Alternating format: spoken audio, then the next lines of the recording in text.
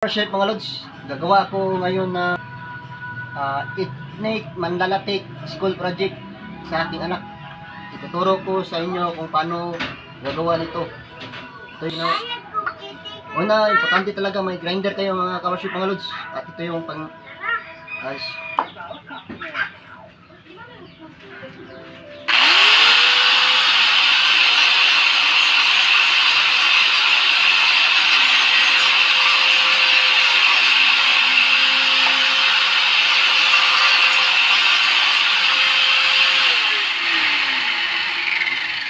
Ayan na mga ka-worship ang paggawa. Ito, nalinis ko na lahat. Nanagoy na kaki mo sunod karon. 10 ito lahat mga ka-worship. 10. Ito, pares ito. 10 na ganito. Yun, nalinis ko na to at bubutas lang tayo dito sa kilid ng mga bagul. Numero 2 na yung barina. Bala ng barina. Numero 2 ang ilagay ko. Ito sa dito ilagay. Ayan. Mga kausin. Ito yung sa butas natin. Para butasan natin. Butasan natin ng mark.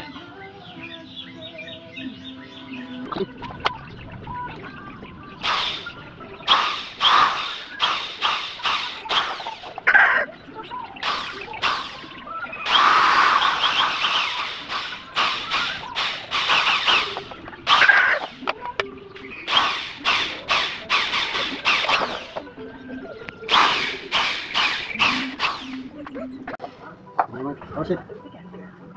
Yung sa harap. Ayan. Yung varnish.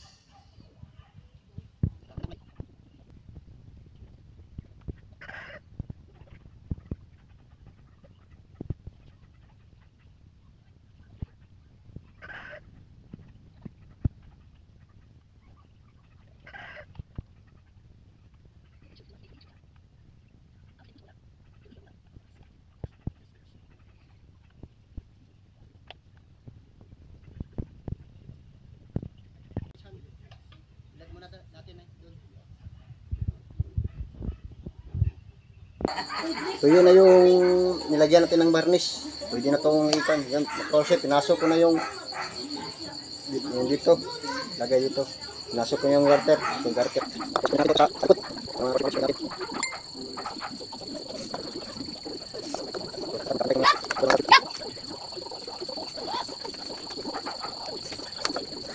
Yan ito mga kausip. Yung forma nito.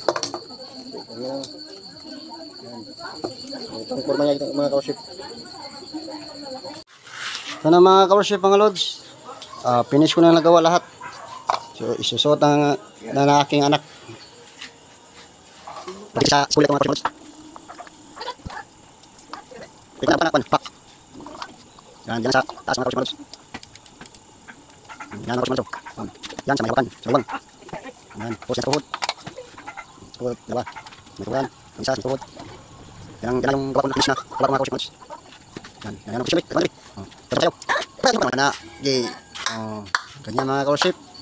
Yan ang, kasi tawag yan na. Yan ang tawag na ethnic costume paglalatik project ng anak ko sa school nila.